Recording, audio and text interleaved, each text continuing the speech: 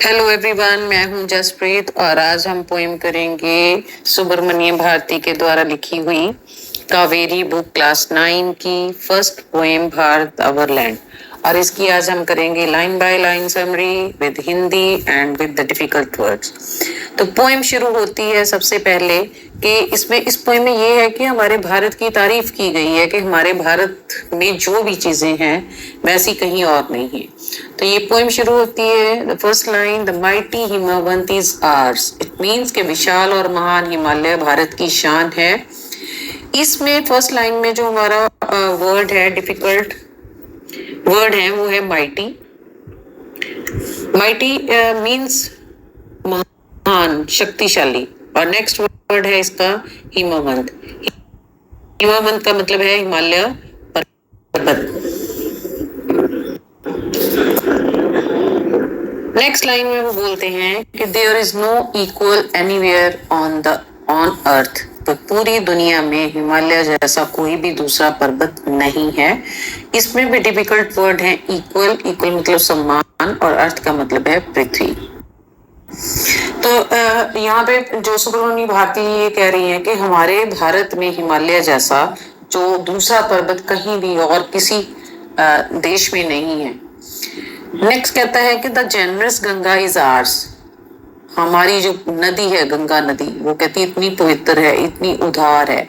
ये मतलब ये है ना कि गंगा नदी में कहते हैं ना स्नान करने से कि जितने भी हमने पाप किए होते हैं वो सारे धुल जाते हैं। तो यहाँ पे वो यही कह रहा है कि गंगा नदी सबके लिए इतनी उदार है कि चाहे कोई पापी हो, चाहे कोई पुण्य आत्मा, कोई भी उसमें स्नान करे तो वो पवित्र हो जाता है। तो इसमें वर्ड डिफिकल्ट जो है वो जेनरस और दूसरा वर्ड है गंगा। गंगा तो बताइए नदी, रिवर है। तो गंगा के साथ जेनरस का मतलब है उदार। उदार मतलब काइंड।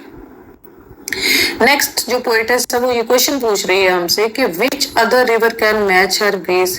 कहती क्या कोई ऐसा दरिया और है, या ऐसी कोई नदी और है जो हमारी गंगा की तुलना कर सके, जो हमारी गंगा की बराबरी कर सके। तो इसमें जो डिफिकल्ट वर्ड्स हैं वो मैच, बराबरी करना, और ग्रेस का मतलब है सुंदरता, गरिमा। मतलब इतनी सुंदर है हमारी गंगा नदी के कोई और नदी उसकी बराबरी कर ही नहीं सकती। नेक्स्ट वो कहते हैं the sacred Upanishad are ours. Upanishad means हमारे उपनिषद, जो हमारे धर्म ग्रंथ हैं, हमारे पवित्र सेक्रेड पवित्र ग्रंथ हैं, जो कहता वो भी हमारे भारत की अमूल्य धरोहर है। क्योंकि जितने ग्रंथ, जितने जो उपनिषद हैं हमारे भारत में है, वो किसी भी और देश में नहीं है। तो फिर वो आगे आपसे क्वेश्चन करती है पोएटिस के what scriptures else to name with them. तो इसमें डिफिकल्ट वर्ड है स्क्रिप्चर्स मतलब धर्म ग्रंथ, और नेम विद मतलब तुलना करना। तो कहता क्या और ऐसे उपनिषद हैं जो हमारे ग्रंथों के साथ हम उसको कंपेयर कर सकते हैं, जहां हम उनकी तुलना कर सकते हैं। नेक्स्ट है the Sunny golden land is hours. इसका मतलब है कि ये सुंदर समुद्र और सुनहरी भूमि भी हमारी है। सनी मतलब सूर्य के प्रकाश से जब हमारी धरती पे सूरज की किरणें पड़ती हैं तो हमारी सारी धरती एकदम से हमें पीले फूलों को, और जो वीट जो हमारे पके होते हैं, गेहूं पका होता है, तो ऐसा मतलब ऐसा लगता है कि पूरी जो हमारी धरती है it looks like Sunny golden. Golden मतलब सुनहरी। नेक्स्ट वो कहते हैं कि शी इज पियरलेस। शी यहाँ पे उसने किसको बोला है? हमारी धरती को। हमारी धरती माँ बोलते हैं ना, तो इसलिए उसको शी के साथ प्रोनाउंस कर रही है। She is Peerless. पियरलेस का मतलब होता है बेजोड़, जिसका कोई जोड़ ही नहीं है। Let's praise her. प्रेज का मतलब है तारीफ। तो क्या कहते हैं कि हमारी धरती, जो हमारी जो ये भारत माँ है, ये बेजोड़ है, अतुलनीय है, इसके साथ किसी कोई मैचिंग नहीं है। तो कहते क्यों ना हम इसकी प्रशंसा करें। नेक्स्ट वो कहता है gallant warrior have lived there. Gallant means बहादुर, वीर, साहसी योद्धा जो वॉरियर्स हैं वो भी कहते हैं यहाँ हमारी भूमि पे रहे हैं। इस भूमि पे हम अनेक वीर योद्धा हुए हैं।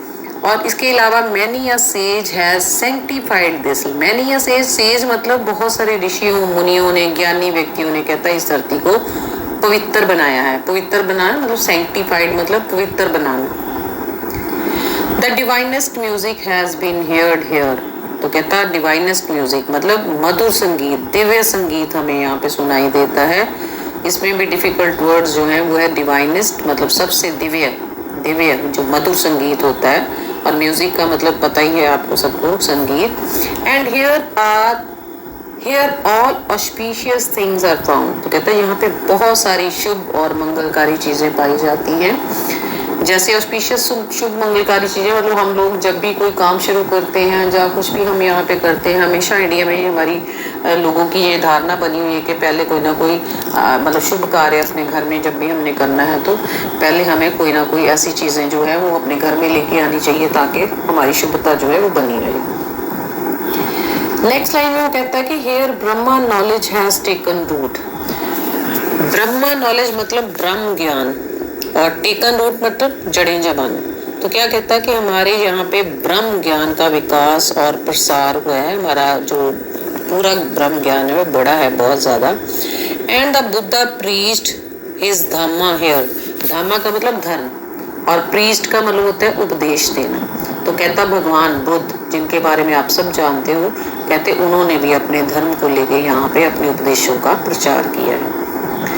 नेक्स्ट लाइन वो कहता ऑफ होरी एंटिक्विटी इज भारत। होरी मतलब अत्यंत प्राचीन, मतलब हमारे भारत का जो इतिहास है वो बहुत पुराना है। एंटिक्विटी मतलब प्राचीनता मतलब बहुत ज्यादा पुराना। तो भारत का इतिहास कहता बहुत प्राचीन है और गौरवशाली है। अगेन वो इस लास्ट लाइन में यही कहती है कि शी इज पियरलेस, मतलब हमारी भारत माता जो है, हमारी धरती माँ जो है, शी इज पियरलेस मतलब वो बेजोड़ है, अतुलनीय है। लेट्स प्रेज हर। भारत अतुलनीय है इसमें, इसलिए हमें इस पे गर्व करना चाहिए और इसकी प्रशंसा करनी चाहिए। इसमें डिफिकल्ट वर्ड फिर से वही है, पियरलेस, बेजोड़, प्रेज का मतलब प्रशंसा करना।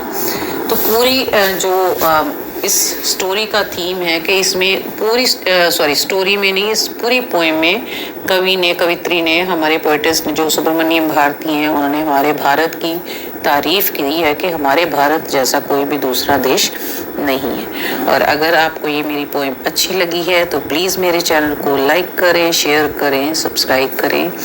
Thank you very much.